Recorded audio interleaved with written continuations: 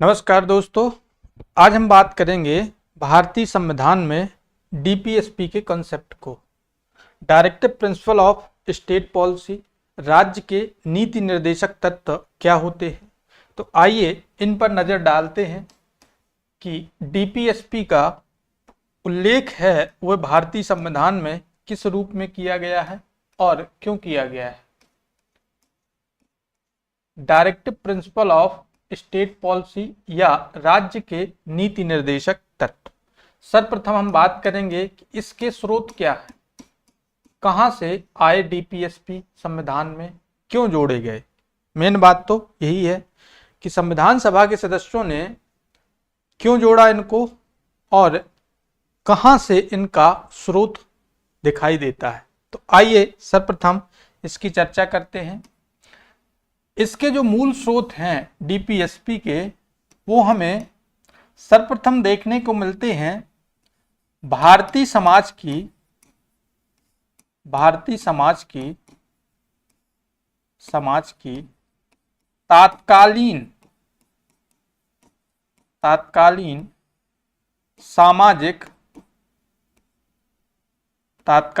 सामाजिक आर्थिक परिस्थिति।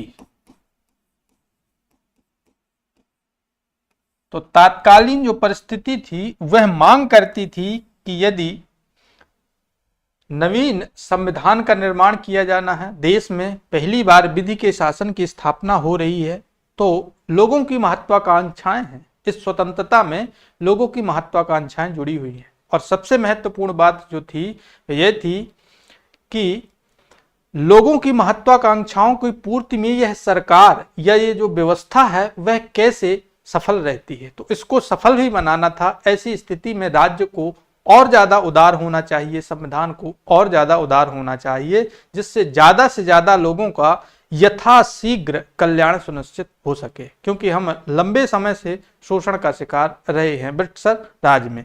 तो पहला जो कंसेप्ट है डीपीएसपी का, वह तात्कालीन समाज की सामाजिक आर्थिक जो परिस्थितियां थी, उन्होंने हमारे संविधान निर्माताओं को प्रेरित किया कि वे ऐसे प्रतिबंध करें जिससे राज्य के कल्याणकारी हितों की पूर्ति हो सके, राज्य में सामाजिक आर्थिक न्याय की स्थापना हो सके। दूसरी बात होती है गांधी का स्वराज। गांधी के स्वराज में बार बार ये कहा गया है कि लोकतंत्र का असली अर्थ लोगों के कल्याण में है। गांधी तो यहां तक कहते हैं कि भारत की आत्मा गांवों में बसती है। ठीक है, तो गांधीवादी जो चिंतन है या गांधी का जो स्वराज है वह हमेशा कल्याण और सामाजिक आर्थिक न्याय की दिशा में प्रेरित रहा है।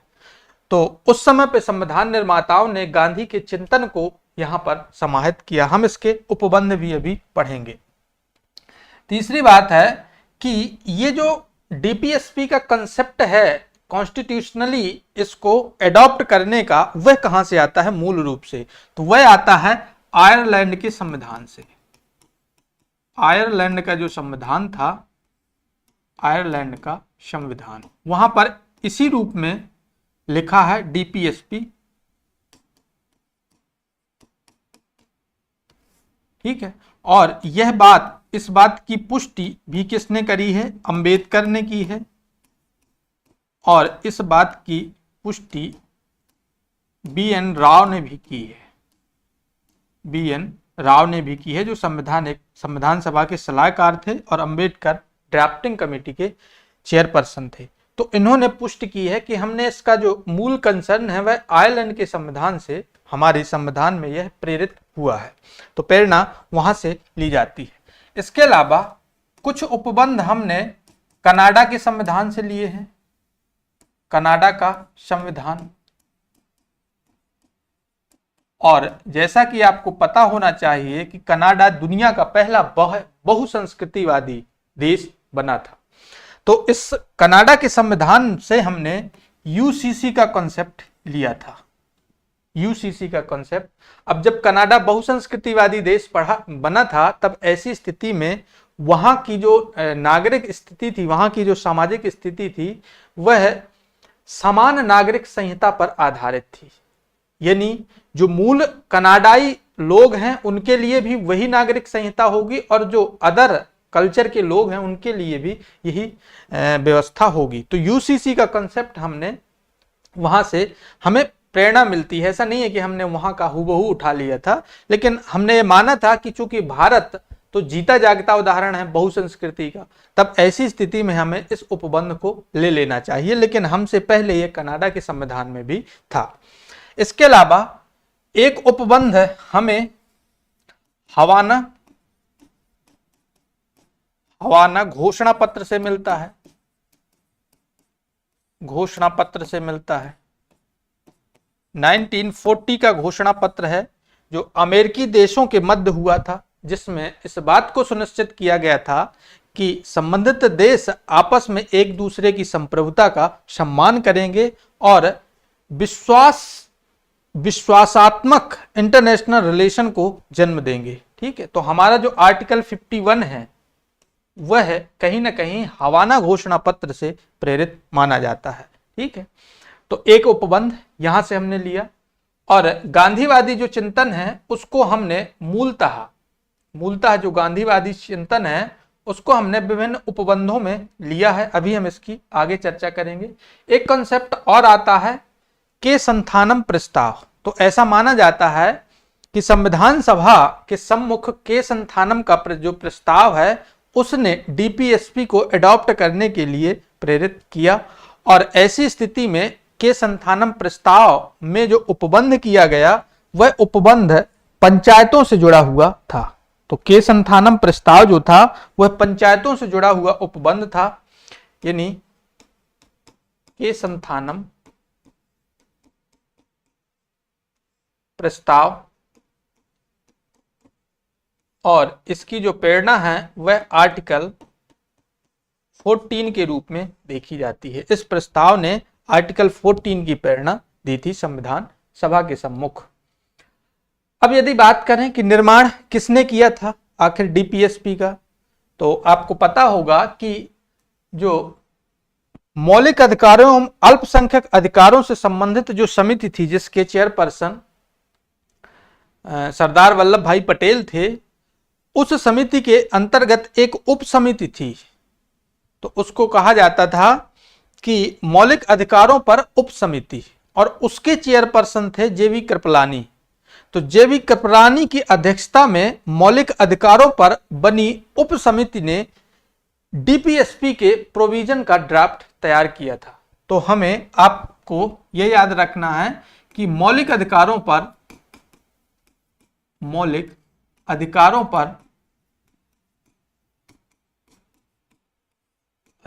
पर उप समिति जो थी, उप समिति जिसकी अध्यक्षता कौन कर रहे थे, जेबी कृपलानी कर रहे थे, जेबी कृपलानी कर रहे थे। और इस समिति ने डीपीएसपी का जो ड्राफ्ट है उसको तैयार किया था आरंभिक तौर पर।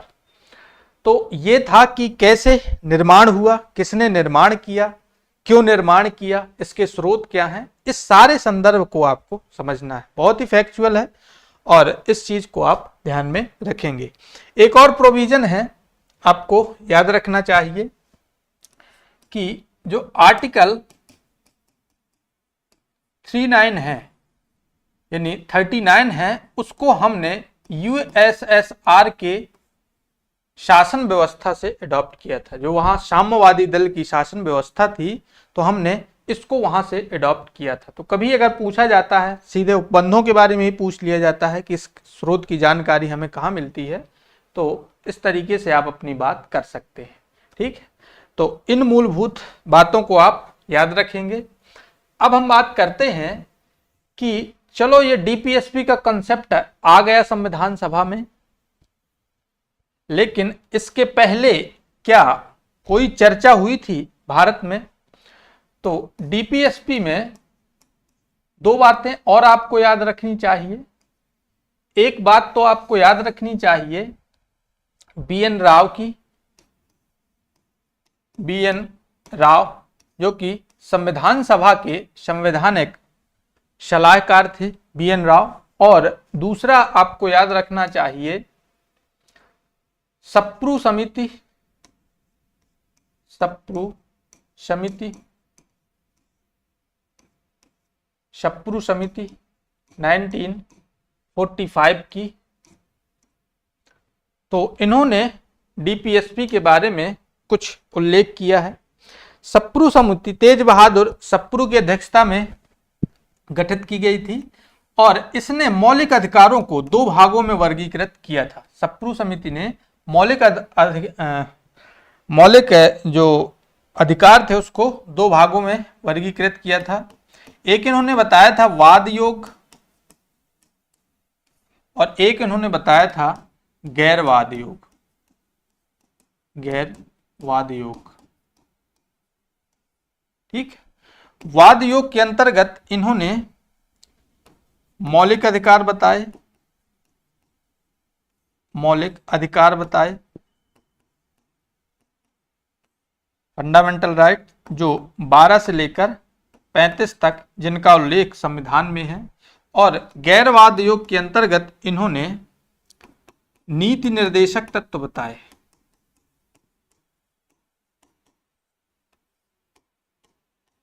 नीति निर्देशक तत्व बताए जो कि 36 से लेकर 51 तक वर्णित हैं।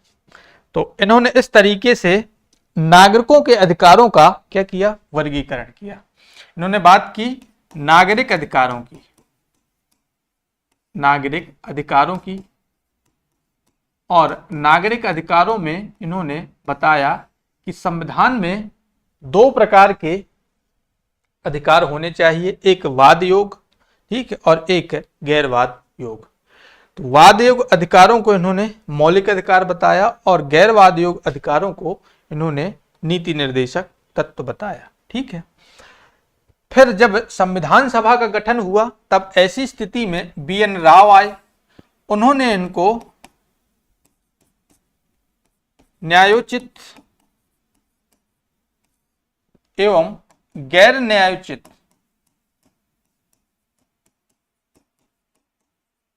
के रूप में परिभाषित किया।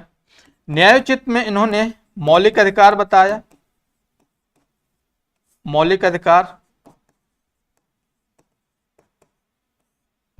और गैर न्यायोचित में इन्होंने DPSP को बताया, ठीक है। तो ऐसी स्थिति में संविधान के जो सलाहकार है वह भी इनको न्यायोचित गैर न्यायोचित के वर्गीकरण में वर्गीकृत कहते हैं और दोनों को ये क्या कहते हैं, नागरिक अधिकार कहते हैं। भारतीय नागरिकों के नागरिक अधिकारों की बात ये करते हैं। तो ये उपबंध आपको खास तौर पर याद रखना है। तो इस तरीके से बात यहाँ से स्टार्ट होती है कि भारत में मौलिक अधिकारों का जो है सूत्रपात कैसे होता है। इसके बाद दो विचार और आपको पढ़ने हैं, एक तो है अंबेडकर का विचार और एक है नेहरू का विचार। नेहरू कहते हैं कि ये जो DPSP हैं ये समाज में सामाजिक आर्थिक न्याय और समाज में समानता लाने के लिए लाए गए हैं। तो नेहरू का जो जोर है वह सामाजिक आर्थिक न्याय एवं समानता के लिए है। सेम ऐसा ही जोर अंबेडकर साहब का है। वो भी कहते हैं कि समाज में समानता बनी रहे इसलिए DPSP को लाया गया है और समाज में जो है सामाजिक आर्थिक न्याय सुनिश्चित हो लोगों को इसलिए लाया गया है। ये एक स्टेटमेंट देते हैं अंबेडकर। वे कहते हैं कि कोई भी राजनीतिक दल या उसका जनप्रतिनिधि इन अधिकारों की उपेक्षा नहीं कर सकता है। अगर वह उपेक्षा करेगा तो उसको चुनाव के दौरान इन अधिकारों के विषय में जनता को जवाब देना पड़ेगा। तो ये स्टेटमेंट देते हैं जो कि आज है भी। मौलिक अधिकारों की मांग भले ही ना की जाए लेकिन जो DPSP में अधिकार कानून बनाकर सरकार ने दिए हैं उनकी मांग जरूर की जाती है। फ्री वीज क्या है, DPSP का ही मूल आधार, इसी को आधार बनाकर सरकारें फ्री वीज बांटती हैं। महिलाओं को, वंचित वर्गों को जितना भी प्रोत्साहन है किसी भी प्रकार का, चाहे आर्थिक हो या अन्य प्रकार का प्रोत्साहन, वह इसी के नाम पर होता है। ठीक है, तो अंबेडकर ने सच ही कहा था कि अगर मौलिक अधिकार आप नहीं दे पाए हैं 5 वर्ष तक जब आप सत्ता में रहते हैं, तो भले ही आपसे कोई ना पूछे, लेकिन यदि डीपीएसपी के तहत आपने कानून बनाकर कोई अधिकार देने का वादा किया है और अगर आप नहीं दे पाए हैं, तो जब आप चुनाव लड़ने जाएंगे, जब आप चुनावी अभियान करेंगे, तो इसका हिसाब जनता आपसे जरूर मांगेगी। ठीक है, और जो कि आज सच है, हूबहू उनके शब्द सच प्रतीत होते हैं। तो ये अंबेडकर का स्टेटमेंट था। और भी बहुत से स्टेटमेंट हैं डीपीएसपी के विषय में, तो उनको हम पढ़ेंगे। आइए देखते हैं इससे जुड़े हुए मूलभूत जो प्रोविजन है। पहला है इसमें कि सामाजिक आर्थिक लोकतंत्र की स्थापना, सामाजिक आर्थिक न्याय की स्थापना डीपीएसपी का मूल उद्देश्य या लक्ष्य रहा है। इनको रखने के लिए सभी संविधान निर्माताओं के यदि हम संयुक्त वक्तव्य को या संयुक्त सिद्धांत को या संयुक्त दर्शन को समझने का प्रयास करें, तो न्याय और लोकतंत्र सामाजिक और आर्थिक रूप से स्थापना का मूल आधार रहा है। क्योंकि राजनीतिक अधिकार या नागरिक अधिकार तो हमने फंडामेंटल राइट में दे दिए हैं। अब आवश्यकता थी भारत जैसे परंपरावादी देश में कि लोगों को, जहां पर ये चौड़ी हायरकी बनी हुई है, बहुत सारे लोग जो है अमानवीय स्थिति में जी रहे हैं, तो उनको कैसे न्याय दिया जाए, उनको कैसे उनके अधिकार दिए जाएं, तो एक आधार इनको तैयार किया गया और तभी जाकर जो है बात बनती है। दूसरी बात, मूलतः इनको, इनकी जो प्रेरणा है वह हमें आयरलैंड के संविधान से मिलती है, क्योंकि वहां पर डीपीएसपी का कॉन्सेप्ट है और वही डीपीएसपी का कॉन्सेप्ट लेकर हम यहां पर आ गए। इस बात की पुष्टि अंबेडकर साहब ने भी की है कि हम वहां से प्रेरित हुए, और बीएन राव जो कि संवैधानिक सलाहकार रहे हैं, उन्होंने भी इस बात की पुष्टि की है। ठीक है, तो यह राज्य के कर्तव्यों का निर्धारण करता है, स्वाभाविक सी बात है, जबकि मौलिक अधिकार जो है वह राज्य को नागरिकों के अधिकारों के प्रति प्रतिबंधित करते रहे हैं। लेकिन यह राज्य के दायित्व की बात करता है कि कोई भी राज्य कितना सक्षम है, यह इस बात से सुनिश्चित होगा कि उसने डीपीएसपी के प्रोविजन कितने इंप्लीमेंट किए हैं समाज में। इसके अलावा डीपीएसपी से जुड़े हुए कुछ चिंतन है, जैसा कि अंबेडकर कहते हैं, इन सिद्धांतों का उल्लेख हमारे संविधान की आदर्श विशेषताओं के रूप में है। ठीक है, तो कहते हैं कि संविधान के जो आदर्श विशेषताएं हैं उनमें से एक है ये डीपीएसपी। इसके अलावा बीएन राव कहते हैं ये सिद्धांत राज्य के अधिकारियों के लिए नैतिक नियम है। जो भी राज्य में राज्य के शासन संचालन के लिए उत्तरदायी है, उनके लिए यह नैतिक नियम है कि वह कैसे काम करे और किन उद्देश्यों की प्राप्ति के लिए वह आगे बढ़े। इसके अलावा वह कहते हैं कि उनका एक शिक्षाप्रद मूल्य भी है, यह उनको सीख भी देते हैं। ऐसा नहीं है कि सिर्फ नैतिक नियम ही देते हैं, बल्कि उनको सीख भी देने का कार्य करते हैं डीपीएसपी। तो ऐसी बात बीएन राव ने करी है। इसके अलावा नेहरू क्या कहते हैं, डीपीएसपी को सामाजिक आर्थिक क्रांति का आधार मानते हैं। देखिए, ये स्टेटमेंट आपके परीक्षा में पूछे जाते हैं और आजकल यूजीसी नेट में स्टेटमेंट बेस्ड क्वेश्चन ज्यादा आने लगे हैं। तो आपको याद रखना है कि नेहरू कहते हैं कि सामाजिक आर्थिक क्रांति का आधार किसने माना था?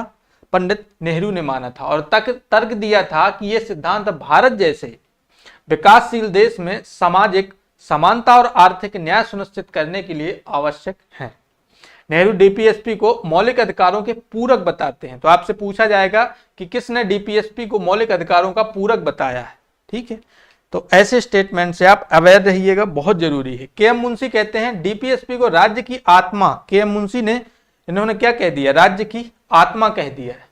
ठीक है, सोल ऑफ स्टेट, राज्य की आत्मा। कुछ लोग संविधान की आत्मा कहते हैं, लेकिन के एम मुंशी ने इसको राज्य की आत्मा कहा है।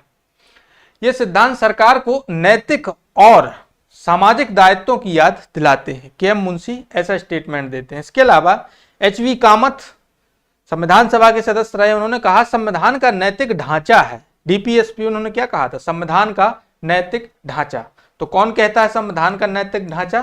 तो एच.वी. कामत इसको नैतिक ढांचा कहते हैं, जो सरकार को जनहित में नीतियां बनाने के लिए प्रेरित करता है। हालांकि इन सिद्धांतों को लागू करने की जिम्मेवारी पूरी तरीके से सरकार की इच्छा शक्ति पर निर्भर है, मतलब ये सरकार की इच्छा पर, उनके मनमाने पर छोड़ दिया गया है। तो इस बात से वह नाखुश भी हैं, लेकिन वह कहते हैं कि यह संविधान का नैतिक ढांचा है एक तरीके से, डीपीएसपी का जो प्रोविजन है। इसके अलावा डीडी बसु संवैधानिक विद्वान रहे हैं, ठीक है, ये संविधान सभा के सदस्य तो नहीं रहे हैं, लेकिन संविधान के बहुत बड़े जानकार रहे हैं। इनकी एक बुक है introduction to the constitution of India, इसमें इन्होंने कहा है कि संविधान का सामाजिक दर्शन है ये।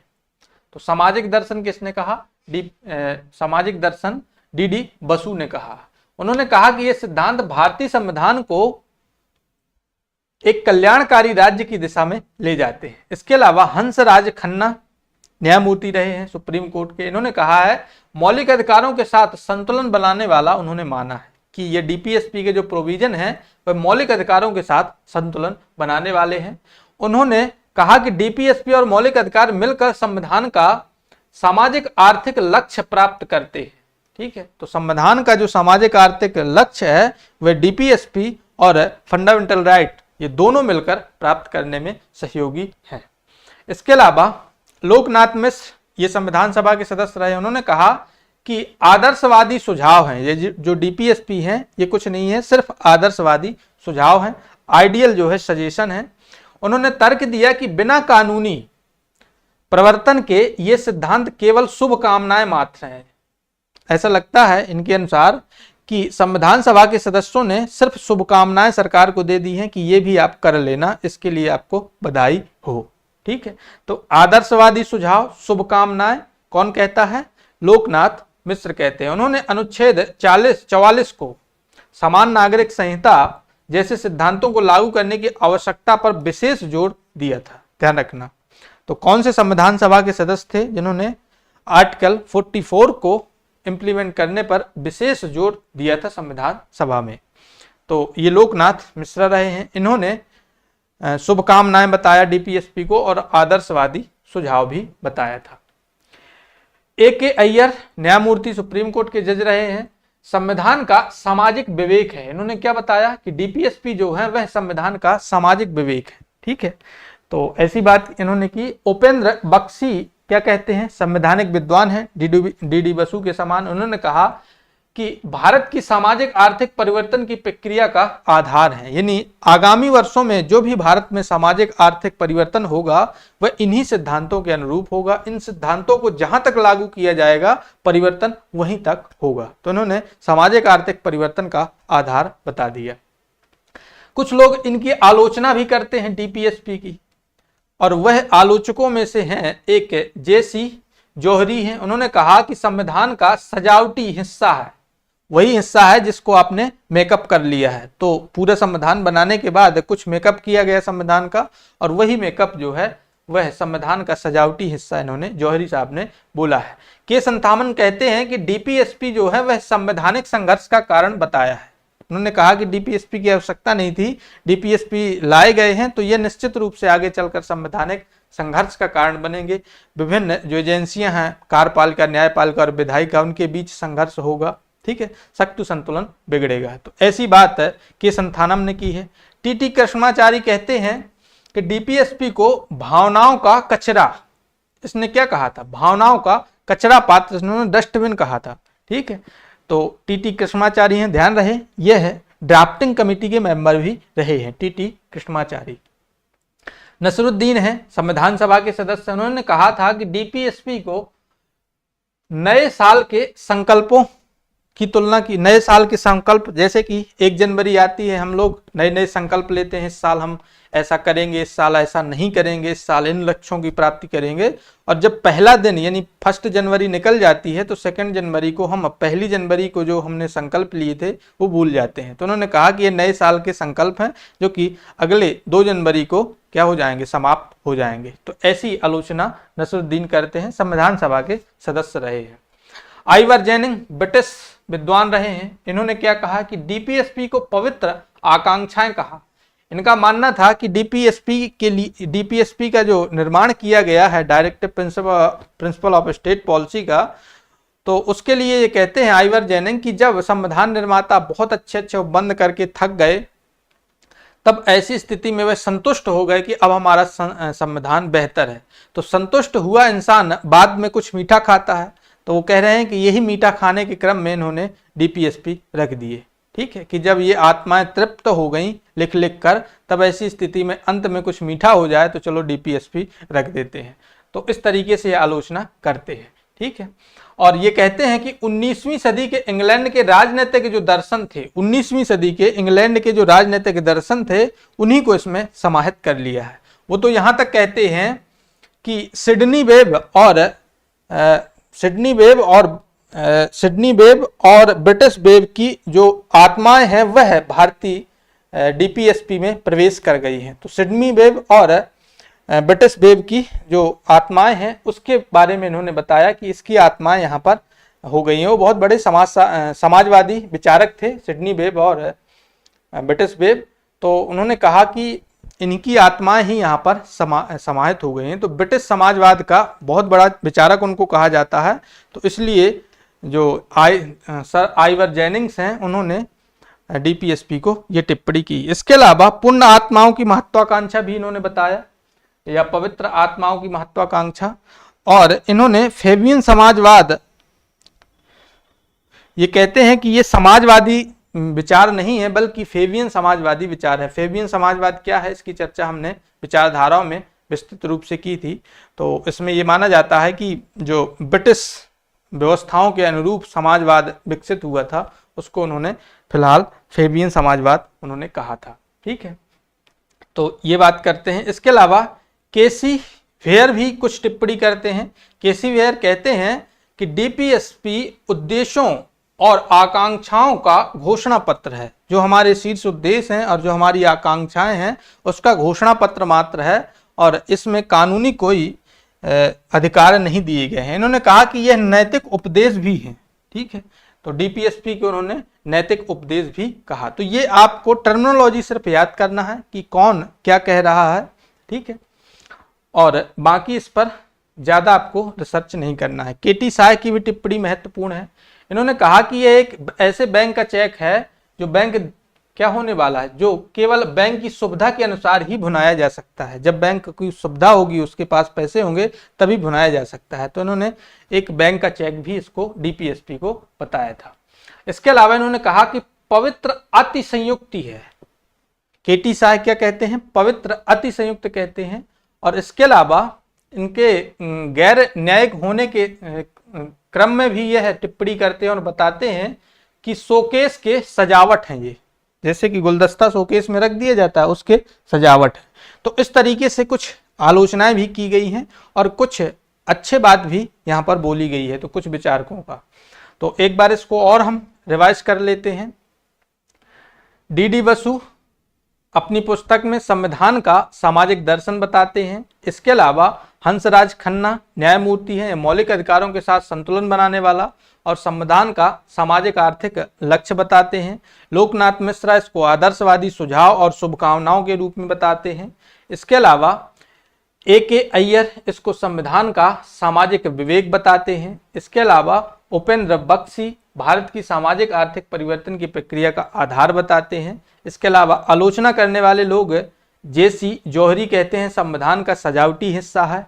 इसके अलावा के संथानम कहते हैं कि डीपीएसपी संवैधानिक संघर्ष को जन्म देगा। टी कृष्णाचारी कहते हैं कि यह भावनाओं का कचरा है, यह डस्टबिन बताते हैं कि कचरा पात्र है। इसके अलावा नसरुद्दीन कहते हैं कि ये नए साल के संकल्प हैं जो कि अगली 2 जनवरी को ही समाप्त हो जाएंगे। सर आइवर जेनिंग्स इसको पवित्र आत्मा आकांक्षाएं कहते हैं और 19वीं सदी के इंग्लैंड के राजनीतिक दर्शन पर इसको आधारित मानते हैं। और वह यह भी कहते हैं कि फेबियन समाजवादी ब्रिटिश वेब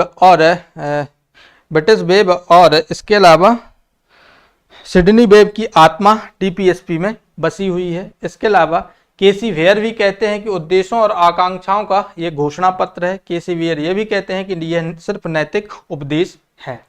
इसके अलावा केटी शाह इसको पवित्र अतिशयोक्ति बोलते हैं और बैंक का चेक भी बताते हैं और शोकेस में सजावट भी बताते हैं कि डीपीएसपी शोकेस में सजावट है। तो ये टर्मिनोलॉजी आप याद रखेंगे। सवाल ज्यादातर यहीं से आते हैं, जितने भी अभी तक सवाल आए हैं प्रीवियस ईयर, ठीक है, उन सभी को मैंने मिक्स कर दिया है कि कोई भी फैक्ट हमसे बाहर ना जाने पाए। ठीक है, अब बात करते हैं कि डीपीएसपी के को यदि कैटेगराइज किया जाए, इसका वर्गीकरण किया जाए, तो हमें इसके 3 प्रकार के वर्गीकरण देखने को मिलते हैं। एक तो गांधीवादी प्रावधान है, कुछ इसमें उदारवादी प्रावधान है और कुछ इसमें समाजवादी प्रावधान है। गांधीवादी प्रावधानों में जो आर्टिकल है वो आपके सामने लिखे हुए हैं, अभी हमें एक एक आर्टिकल को पढ़ना है। वहीं उदारवादी प्रावधानों में कुछ हैं, ठीक है, ये आर्टिकल हैं, और कुछ आर्टिकल ऐसे हैं जो समाजवादी उपबंधों से जुड़े हुए हैं, तो ऐसे आर्टिकल ये लिखे हुए हैं। अब हम आते हैं एक एक आर्टिकल को समझने का प्रयास करते हैं कि क्या कहता है। तो सर्वप्रथम अनुच्छेद 36, आर्टिकल 36 में राज्य की परिभाषा दी गई है, और यह राज्य की परिभाषा वही है जो आर्टिकल 12 में हमने फंडामेंटल राइट में पढ़ी थी, जिसमें आपको संसद के दोनों सदन, ठीक है, इसके अलावा कार्यपालिका, इसके अलावा कार्यपालिका, विधायिका संसद जिसको हम कहते हैं, राज्य का विधानमंडल और राज्य की कार्यपालिका। तो राज्य के अंतर्गत जो परिभाषाएं, स्थानीय शासन वगैरह, स्थानीय संस्थाएं जो हैं और जिला बोर्ड हैं, जो भी हमने परिभाषा आर्टिकल 12 में पढ़ी थी, सेम वही लागू होती है। ठीक है, तो जहां जहां फंडामेंटल राइट लागू होते हैं वहां वहां कौन, डीपीएसपी भी लागू होते हैं।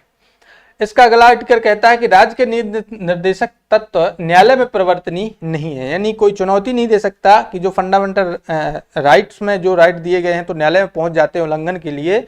अगर डीपीएसपी में ऐसे राइट आपको दिए गए हैं तो आप उनके उपचार के लिए न्यायालय नहीं जा सकते। ठीक है, तो यह इन्फोर्सेबल नहीं है। ठीक है, दूसरी बात है, किंतु ये देश के शासन व्यवस्था के लिए क्या है, आधारभूत है।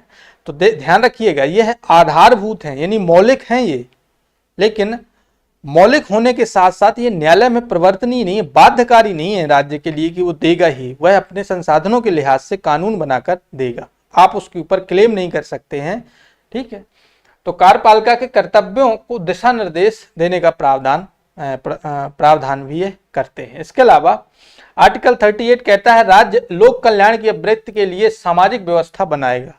अब देखिए, इसका डीपीएसपी का पहला ही उपबंध स्टार्ट होता है, यहीं से नागरिक अधिकार, जो सामाजिक आर्थिक नागरिक अधिकार हैं वो स्टार्ट होते हैं। इसमें कहा कि राज्य लोक कल्याण की आवृत्ति के लिए, ठीक है, जो वेलफेयर है उसको बढ़ाने के लिए वह उपबंध करेगा, सामाजिक व्यवस्था बनाएगा, ऐसी सामाजिक व्यवस्था बनाएगा जिससे लोक कल्याण की अभिवृद्धि हो, उसमें बढ़ोतरी हो। इसके अलावा इसका जो पार्ट ए है, इसमें कहा गया कि राज्य अपनी व्यवस्था का संचालन इस प्रकार करेगा जिससे लोक कल्याण की अभिवृद्धि हो एवं सामाजिक, राजनीतिक एवं आर्थिक न्याय सुनिश्चित किया जा सके। तो ध्यान रखिएगा, अगर बात की जाए कि क्या राजनीतिक न्याय का उपबंध किसी अनुच्छेद में है या डीपीएसपी में है, तो हाँ, राजनीतिक न्याय सुनिश्चित करना भी इसका उद्देश्य है, लेकिन प्राथमिक उद्देश्य सामाजिक आर्थिक न्याय की स्थापना करना है। ठीक है, एक होता है ना, बहुत सारे हमारे उद्देश्य होते हैं, तो कुछ उद्देश्य प्राथमिक होते हैं और कुछ होते हैं गौण। ठीक है, तो प्राथमिक उद्देश्य सामाजिक आर्थिक न्याय की स्थापना करना है और गौण उद्देश्य राजनीतिक न्याय की भी स्थापना करना है। ठीक है, तो अगर आता है कि क्या राजनीतिक न्याय डीपीएसपी से जुड़ा हुआ है, तो बिल्कुल जुड़ा हुआ है।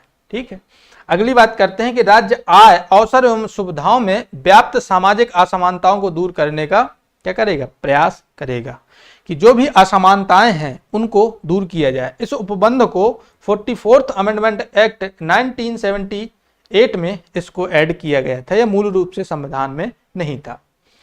इसके अगले प्रोविजन है आर्टिकल 39, इसमें क्या कहा गया है कि राज्य महिलाओं पुरुषों को उनकी आजीविका के साधन उपलब्ध कराएगा।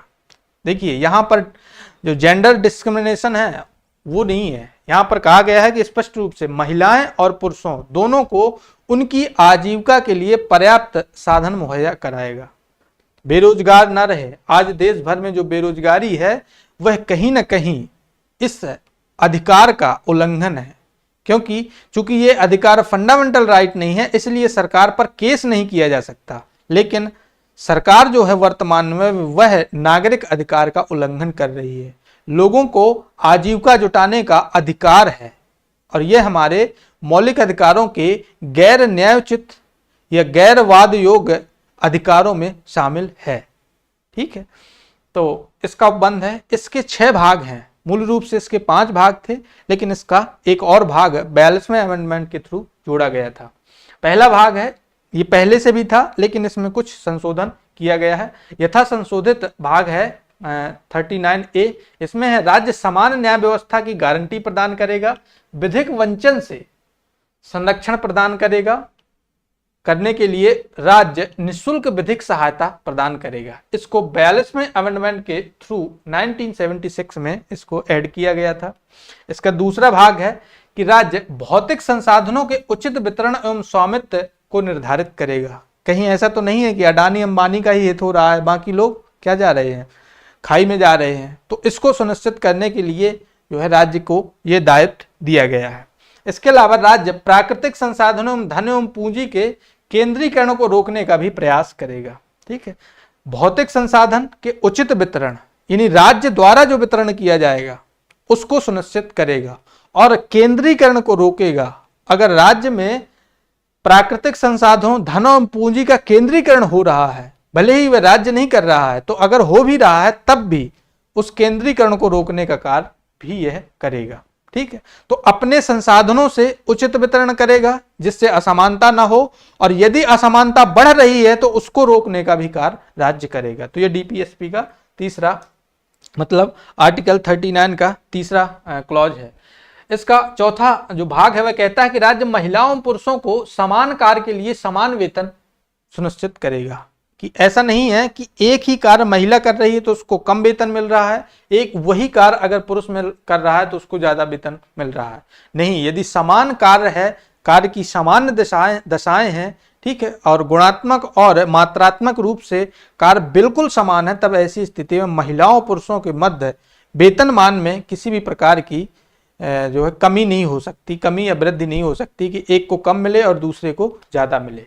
तो इसके लिए प्रतिबंध है। राज्य महिलाओं, मजदूर, बच्चों को उनकी शारीरिक क्षमता व स्वास्थ्य के विपरीत नियोजन से संरक्षण प्रदान करता है। राज्य यह सुनिश्चित करने का प्रयास करेगा कि उसके भूक्षेत्र में महिलाओं और बच्चों के साथ किसी भी प्रकार की अमानवीय दशाएं न मौजूद रहे, कार्य की अमानवीय दशाएं न मौजूद रहें, और बच्चों की जो सुकुमार अवस्था है वह बनी रहे, बच्चों की सुकुमार अवस्था बनी रहे, महिलाओं के खिलाफ किसी भी प्रकार का भेदभाव ना हो। ठीक है, इसके अलावा इसका अगला जो पार्ट है, छठवां इसका भाग है, वह कहता है कि राज्य बच्चों को उनकी बाल्यावस्था के अनुरूप जीवन विकास का अवसर प्रदान करेगा एवं बाल शोषण से उनकी रक्षा करेगा। इसको 42वें अमेंडमेंट एक्ट के थ्रू 1976 में ऐड किया गया था। तो यह यथा संशोधित रूप है। ठीक है, इसका अगला प्रोविजन देखते हैं कि राज्य लोकतंत्र की सुदृढ़ता के लिए, लोकतंत्र भारत में बना रहे, डेमोक्रेसी बनी रहे, इसके लिए क्या करेगा, पंचायती राज व्यवस्था को प्रोत्साहित करेगा। पंचायती राज व्यवस्था का जो सिद्धांत है वह यहीं से आता है। अगला आर्टिकल है बेरोजगारी, बीमारी। फिर पंचायती राज व्यवस्था को कानूनी रूप संवैधानिक संशोधन के माध्यम से इसको इम्प्लीमेंट किया गया था, जैसा कि आपको पता होगा 72वें और 73वें और 74वें संविधान संशोधन अधिनियम 1992 में। तो अभी हम उसको पढ़ेंगे, वो विस्तार से हमें पढ़ना है। बेरोजगारी की बात करें तो आर्टिकल 41 में कहा, बेरोजगारी, बीमारी, विकलांगता और वृद्धावस्था जैसी विशेष स्थितियों में राज्य बेरोजगारों को लोक सहायता एवं अन्य सुविधाएं देगा। अब देखिए, ये बेरोजगारी शब्द है, चाहे लाडली बहना योजना हो, लाडला भाई योजना हो, जितनी भी प्रकार की फ्री वीज हैं वह यहीं से निकल कर आती है, आर्टिकल 41 से। बेरोजगारी है, बीमारी, जितनी भी स्वास्थ्य बीमा योजनाएं हैं, जिनके जैसे आयुष्मान भारत है, 5 लाख तक का स्वास्थ्य कवरेज उसमें दिया गया है। विकलांग को पेंशन देने की बात, वृद्धावस्था वाले लोगों को पेंशन देने की बात है। तो ये सारे उपबंध है इसमें किए गए हैं। इसके अलावा 42 कहता है, राज्य काम की न्यायोचित एवं मनोचित दशाओं को सुनिश्चित करेगा और महिलाओं को क्या करेगा, प्रसूति सहायता, यानी जब वह गर्भवती हो तब ऐसी स्थिति में जच्चा बच्चा के संरक्षण के लिए क्या करेगा, प्रसूति सहायता उपलब्ध कराएगा। तो आपने देखा होगा मातृत्व वंदन योजना जो कि लागू है भारत में, तो उसके तहत पोषण आहार दिए जाते हैं, महिलाओं का स्वास्थ्य चेकअप होता है मुफ्त में, और कुछ 6,000 रुपये शायद उनके डिलीवरी के टाइम दिए जाते हैं। तो इस तरीके के काम, इस तरीके की योजनाओं के लिए राज्य को प्रोत्साहित किया गया है डीपीएसपी में। 43 कहता है राज्य मजदूरों एवं कार्मिकों के लिए निर्वाह मजदूरी, ठीक है, और उनके जीवन स्तर में सुधार एवं उनके सांस्कृतिक संरक्षण व अवकाश की व्यवस्था करेगा, ठीक है। तो ऐसा नहीं कि सिर्फ मजदूरी, बंधुआ मजदूरी कराएं, उनके मानवीय जो व्यवहार है उनके साथ होना चाहिए और ऐसी परिस्थितियां होनी चाहिए। अगर ऐसी परिस्थितियां नहीं है तो राज्य का दायित्व है ऐसी परिस्थितियां क्रिएट करे वहां पर। इसके साथ ही कुटीर उद्योग धंधों को प्रोत्साहित करेगा। तो छोटे छोटे जो कुटीर उद्योग होते हैं, अगरबत्ती बनाना, अचार बनाना, मुरब्बा बनाना, ये छोटे छोटे जो उद्योग होते हैं उनको प्रोत्साहन की बात यहाँ पर की गई है। इसके अलावा 43 कहता है, 43A उद्योगों एवं फैक्ट्रियों में मजदूर वर्ग का प्रतिनिधित्व सुनिश्चित करना और राज्य का दायित्व होगा कि वह उद्योग में मजदूरों का भी प्रतिनिधित्व सुनिश्चित करे। तो इसको भी बाद में ऐड किया गया था, 42 अमेंडमेंट एक्ट 1976 के थ्रू जोड़ा गया था, ठीक है। तो अब उद्योगों में कामगारों की भागीदारी की बात यहाँ पर की गई है, ठीक है।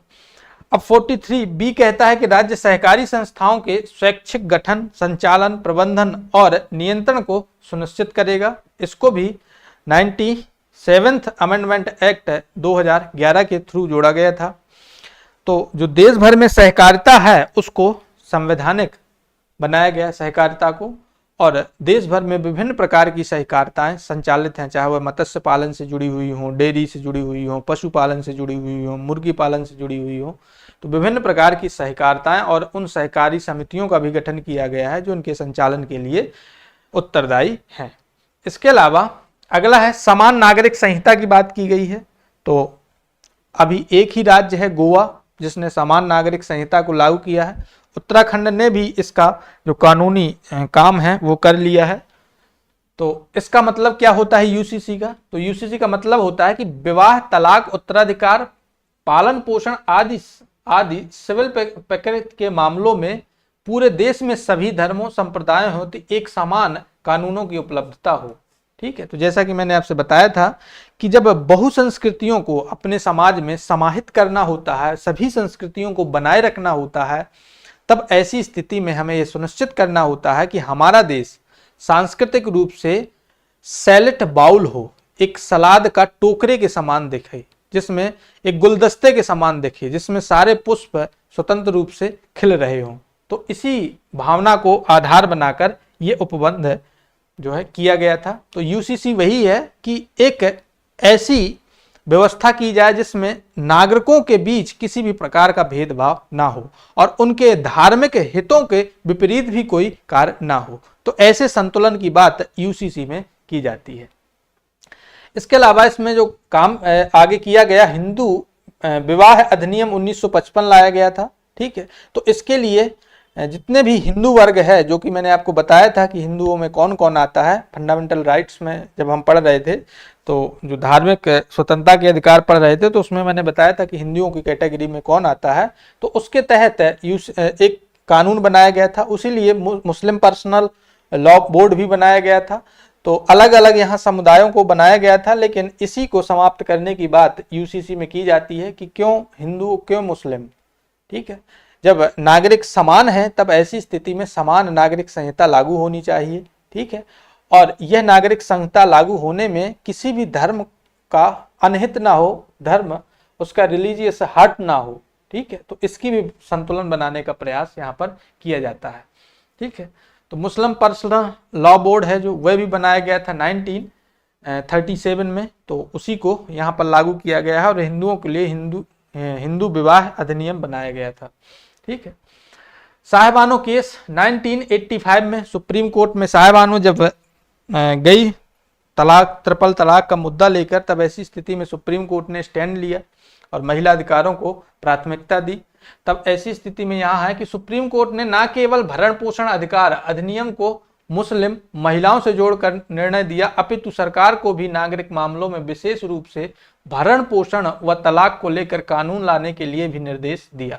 तत्कालीन सरकार ने सुप्रीम कोर्ट के इस निर्णय के प्रभाव को पलटने के लिए 1986 में मुस्लिम महिला तलाक अधिकार अधिनियम 1986 पारित करके लाई। मुस्लिम सिविल मामलों में शरीयत आधारित मुस्लिम पर्सनल लॉ को इसमें क्या किया गया, इंट्रोड्यूस किया गया। ठीक है, तो जो भी मुस्लिम पर्सनल लॉ बोर्ड का डिसीजन था 1937 का, उसी को इस एक्ट में रख दिया गया। तो सुप्रीम कोर्ट का जो जजमेंट था उसको पलटने के लिए यह कार्य किया गया था, जबकि सुप्रीम कोर्ट ने कहा था कि ट्रिपल जो तलाक है वह बैन होना चाहिए क्योंकि यह महिला अधिकारों का उल्लंघन करता है। ठीक है, लेकिन सरकार उस पर नहीं मानी। क्यों नहीं मानी, वो राजनीति का विषय है, उस पर हम चर्चा नहीं करेंगे, लेकिन ये जो है केस आपको याद रखना है। सायरा बानो केस 2017 में आया, फिर सुप्रीम कोर्ट ने 3 तलाक को असंवैधानिक घोषित कर दिया, अब इसको अनकॉन्स्टिट्यूशनल बता दिया। ठीक है, और इस संबंध में सरकार को फिर से कानून बनाने के लिए निर्देशित किया। पहली बार सरकार द्वारा इस समान नागरिक संहिता स्थापित करने की दिशा में पहला कदम उठाते हुए 3 तलाक को असंवैधानिक मानकर इसको आपराधिक कृत्य घोषित करते हुए 3 साल की सजा का उपबंध कर दिया। तो फिर ट्रिपल तलाक को बैन किया गया सुप्रीम कोर्ट के आदेश के बाद, और फिर इसके लिए कानून भी बनाया गया कि जो इंस्टेंट ट्रिपल तलाक होता है वह अब भारतीय समाज में एग्जिस्ट नहीं करेगा मुस्लिम महिलाओं के विरुद्ध। ठीक है, तो यहाँ महिला अधिकारों को प्राथमिकता दी गई है, ना कि धर्म को या मुस्लिम धर्म को प्राथमिकता नहीं, बल्कि महिला के व्यक्तिगत जो उसके अधिकार हैं उसको प्राथमिकता दी गई है। 45 कहता है 6 से 14 वर्ष के बच्चों को निःशुल्क शिक्षा राज्य का दायित्व बनाया गया था। पहले यह ऐसा उपबंध था मूल रूप से, लेकिन बाद में क्या किया गया, किंतु 86वें संविधान संशोधन अधिनियम 2002 के द्वारा इसे अनुच्छेद 21A का हिस्सा बना दिया गया और मूल अधिकारों में शामिल कर दिया गया। वहीं इस आर्टिकल में संशोधन करके 6 वर्ष से कम आयु के बच्चों को पूर्व प्राथमिक शिक्षा उपलब्ध कराना राज्य का दायित्व कर दिया गया। पहले राज्य का दायित्व था 6 से 14 वर्ष के बच्चों को मुफ्त शिक्षा उपलब्ध कराना, यह दायित्व दिया गया था। अब चूंकि इसको फंडामेंटल राइट बना दिया गया 6 से 14 वर्ष के, तो अब वो तो राज्य के लिए बाध्यकारी ही हो गया है, लेकिन राज्य के दायित्व को यहाँ और बढ़ा दिया गया कि 6 वर्ष से कम आयु के जो बच्चे हैं उनके लिए भी आपका दायित्व है कि उनके लिए भी आप विशेष व्यवस्थाएं करें। तो इसी उपबंध के अंतर्गत आपको याद रखना है कि जो सेल्फ हेल्प ग्रुप चलते हैं, इसके अलावा आंगनवाड़ी जो चलते हैं, ठीक है, ICDS कार्यक्रम जिसको कहते हैं आप, तो वो इसी उद्देश्य की पूर्ति के लिए चलाया जा रहा है। ठीक है, तो 1975 में ICDS कार्यक्रम केंद्र सरकार द्वारा चलाया गया था। इसी के अंतर्गत आंगनवाड़ी कार्यकर्ता, सहायिका और अब तो आशा कार्यकर्ताओं के भी नेशनल हेल्थ मिशन के तहत नियुक्ति की जा रही है, ताकि जो 6 वर्ष से पहले की आयु के बच्चे हैं उनका स्वास्थ्य सुनिश्चित, पोषण, स्वास्थ्य और उनका आरंभिक जो विकास है उसको बनाए रखा जा सके। अगर कोई परिवार गरीब है तो उस गरीबी के चक्कर में उस बच्चे को शिकार ना बना ले वो गरीबी। ठीक है, तो बच्चा कहीं ना कहीं वह नहीं होना चाहिए, इसके लिए राज्य का दायित्व बना दिया गया। 46 कहता है राज्य अनुसूचित जाति एवं जनजाति दुर्बल वर्गों के शैक्षणिक एवं आर्थिक हितों को सुनिश्चित करने की दिशा में प्रयास करेगा, वह इन्हें सामाजिक अन्याय से सुरक्षा प्रदान करेगा। तो यहाँ पर अनुसूचित जाति, अनुसूचित जनजाति एवं दुर्बल वर्ग, जिसमें OBC भी आते हैं। ठीक है, तो अन्य जितने भी दुर्बल वर्ग हैं वह सब इसमें आते हैं। तो SC ST के अलावा भी इसमें उपबंध है। अब हम बात करें 47 की। राज्य लोगों के स्वास्थ्य एवं पोषण स्तर को सुनिश्चित करते हुए इसके जीवन स्तर को ऊंचा उठाने की दिशा में प्रयास करेगा, साथ ही हानिकारक एवं मादक द्रव्य पदार्थों के प्रयोग को प्रतिबंधित करेगा। तो आज जो शराब खुलेआम बिक रही है, नए नए ठेके खुल रहे हैं, तो वह इस अधिकार का उल्लंघन हो रहा है, नागरिकों के इस अधिकार का। चूंकि इसके विरुद्ध न्यायालय में नहीं जाया जा सकता, तब ऐसी स्थिति में वो ठेके चल रहे हैं। अदरवाइज यह फंडामेंटल राइट होता, तब ऐसी स्थिति में सीधे इसको चुनौती दी जा सकती थी। ठीक है, तो यह भी राज्य से अपेक्षा की गई है कि नागरिकों का कुशल स्वास्थ्य बना रहे। इसके लिए जो भी खतरनाक पदार्थ हैं, चाहे ड्रग्स की तस्करी हो, इसके अलावा मादक पेय पदार्थ हो, सिगरेट हो, गुटखा हो, खैनी हो, अफीम हो, चरस हो, गांजा हो, इन सभी को समाज से दूर रखने का दायित्व राज्य को दिया गया है। ठीक है। इसके अलावा 48 कहता है राज्य कृषि एवं पशुपालन की आधुनिक तकनीक का विकास करेगा, उन्नत नस्ल के जानवरों एवं उन्नत प्रजाति के बीजों के प्रयोग को प्रोत्साहित करेगा, लेकिन गाय एवं अन्य दुधारू पशुओं, गाय के साथ साथ अन्य दुधारू पशु हैं जो उनके वध को प्रतिबंधित करेगा। तो जो ये बूचड़ खाने चलते हैं, मांस के जो ठेके चलते हैं, हर एक राज्यों में चलते हैं, तो उसके लिए भी यहाँ पर बात की गई है। इसके अलावा 48 का जो ए भाग है, पार्ट ए है, उसमें कहा गया कि राज्य को पर्यावरण संरक्षण एवं संवर्धन तथा वन एवं वन्य जीवों की सुरक्षा का भी अधिकार है। ठीक है। तो इसके लिए इसको भी 42वें अमेंडमेंट एक्ट के थ्रू 1976 में ऐड किया गया था, मूल रूप से संविधान में नहीं था।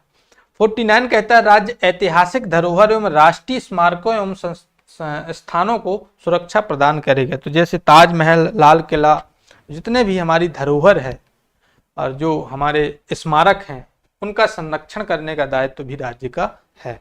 इससे राज्य मुंह नहीं मोड़ सकता है। इसके अलावा राज्य को राज्य की सार्वजनिक सेवाओं में न्यायपालिका को कार्यपालिका के से अलग करने के लिए आवश्यक कदम उठाने चाहिए, यानी न्यायपालिका और कार्यपालिका में टकराव ना हो, ऐसी स्थिति राज्य को सुनिश्चित करनी चाहिए। और यह अधिकारियों द्वारा अपनी शक्ति या पदों के अनुचित उपयोग को प्रतिबंधित करेगा। तो न्यायालय में बैठे हुए लोग अपने पद का अनुचित प्रयोग ना करें और शासन में बैठे हुए लोग भी अपने पद का अनुचित उपयोग ना करें। सरकार के लोकतांत्रिक स्वरूप को बढ़ावा दिया जाता रहे हमेशा के लिए, और इसको कहा जाता है शक्तियों का पृथक्करण, कि जो भी हमारे लोकतंत्र के 3 पिलर हैं, कार्यपालिका, न्यायपालिका और विधायिका, उनके मध्य जो शक्तियों का वितरण संविधान ने किया है, वो अपनी अपनी शक्तियों के दायरे में रहे, एक दूसरे की शक्तियों का अतिक्रमण ना करे। ठीक है। कई बार ऐसी स्थिति आती है जब कार्यपालिका और विधायिका के मध्य संघर्ष होता है, जैसे जो हमारा राष्ट्रीय जो न्यायिक नियुक्ति आयोग है, उसको संसद ने बनाया था, लेकिन सुप्रीम कोर्ट ने उसको खारिज कर दिया। सुप्रीम कोर्ट ने न्यायिक नवाचार के तहत पीआईएल को मान्य किया, पीआईएल को अब न्यूज़पेपर के माध्यम से भी स्वीकार करने का प्रस्ताव कर दिया। अब यह जरूरी नहीं है कि लोग अपने अधिकारों के उपचार के लिए स्वयं जाए, कोई तीसरा व्यक्ति भी जा सकता है। तो ये सारे जो नवाचार हुए हैं, तो कहीं ना कहीं कोर्ट भी आगे बढ़ा है और कार्यपालिका ने भी कोर्ट का उल्लंघन किया है। एक स्थिति तो ऐसी थी आपातकाल के समय, जब रिट अधिकारिता को भी सीमित कर दिया गया था संसद द्वारा कानून बनाकर। तो ऐसे टकराव को रोकने की बात संविधान में ही कही गई है कि ऐसे टकराव को टकराव को ना होने देना, यह संविधान में जो भी एजेंसियों के गठन की बात की गई उन्हीं का यह दायित्व है। उनको आपको अलग से कोई कहने नहीं आएगा कि आप ऐसे टकराव को समाप्त करें। आर्टिकल 51 कहता है अंतर्राष्ट्रीय शांति एवं सुरक्षा में भारत योगदान देगा। अंतर्राष्ट्रीय शांति एवं सुरक्षा में, तो यदि हम कहते हैं कि हम पाकिस्तान पर परमाणु अटैक नहीं करेंगे, तो हमारा ये उपबंध करता है कि हम अंतर्राष्ट्रीय शांति एवं सुरक्षा को बनाए रखने के प्रति प्रतिबद्ध हैं। इसमें प्रोविजन है अंतर्राष्ट्रीय शांति और सुरक्षा को बढ़ावा देना, ऐसे कार्य करेगी सरकार जिससे अंतर्राष्ट्रीय शांति एवं सुरक्षा बनी रहे। राष्ट्रों के बीच न्याय संगत और सम्मानजनक संबंध बने रहे, ऐसा कार्य करेगी कि जो विभिन्न राष्ट्र हैं उनके बीच न्याय संगत, अगर मालदीव हमें आंखें दिखा रहा है, श्रीलंका, नेपाल, बांग्लादेश हमें आंखें दिखा रहा है, तो ये उपबंध कहता है कि हम उनकी शक्तियों का अतिक्रमण नहीं करेंगे, उनसे हम सम्मानपूर्वक बात करेंगे, सम्मानपूर्वक संबंध रखेंगे, न्याय संगत संबंध रखेंगे। अंतर्राष्ट्रीय कानून और संधि दायित्वों के प्रति सम्मान को बढ़ावा देना, यह भी राज्य का दायित्व है कि जो इंटरनेशनल ट्रीटीज हुई हैं, एग्रीमेंट हुए हैं, जिसको हमने साइन कर रखा है, और यूएन का जो घोषणा पत्र है, ये सभी चीज़ों को हम अडॉप्ट करेंगे। हम ऐसा नहीं है कि अराजकता को दुनिया भर में फैलावा देंगे, तो अराजकता को हम नहीं बढ़ने देंगे। इसके अलावा अंतर्राष्ट्रीय विवादों को मध्यस्थता द्वारा निपटाने को प्रोत्साहन करना, तो ये भी उपबंध, इसके 4 महत्वपूर्ण उपबंध हैं, ध्यान रखिएगा। 4 खंड हैं इसके, चारों अहम हैं। अंतर्राष्ट्रीय मध्यस्थता के द्वारा यदि विवाद है, चाहे सीमा विवाद हो या अन्य प्रकार का टकराव हो, तो मध्यस्थता के द्वारा उसको समाप्त किया जाएगा, ना कि युद्ध के द्वारा। तो ऐसी बात यहाँ पर की गई है। तो ये हमारे मूलभूत उपबंध थे जो कि डीपीएसपी से जुड़े हुए थे। अब डीपीएसपी से जुड़े हुए कुछ और भी चीजें हैं जिसको हमें समझना है, जैसे कि डीपीएसपी और फंडामेंटल राइट्स में विधायिका और न्यायपालिका के मध्य गतिरोध हुआ है। उस गतिरोध को हमें समझना है कि कैसे स्टार्ट हुआ, फिर कहाँ जाकर सॉल्व हुआ और वर्तमान में स्थिति क्या है। तो पहली बात तो हमें इसको डिस्कस करना है कि डीपीएसपी और फंडामेंटल राइट के बीच क्या कुछ गतिरोध हुआ और वर्तमान में स्थिति है क्या।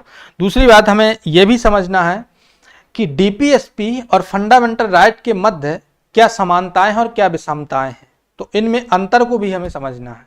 ठीक है, तो अगले लेक्चर में हम इसके बचे हुए पहलुओं पर चर्चा करेंगे। फिलहाल इस लेक्चर में हमने इसके मूलभूत तत्व, इसके स्रोत क्या हैं, इसके लिए जो अच्छे विचार हैं उनको हमने पढ़ा, और इसके लिए जो बुरे विचार या फिर जो आलोचनात्मक वक्तव्य किए गए हैं उसको भी हमने समझने का प्रयास किया। तो फिलहाल इस लेक्चर में इतना ही। मिलते हैं अपने अगले महत्वपूर्ण टॉपिक के साथ। आप सभी का बहुत बहुत धन्यवाद।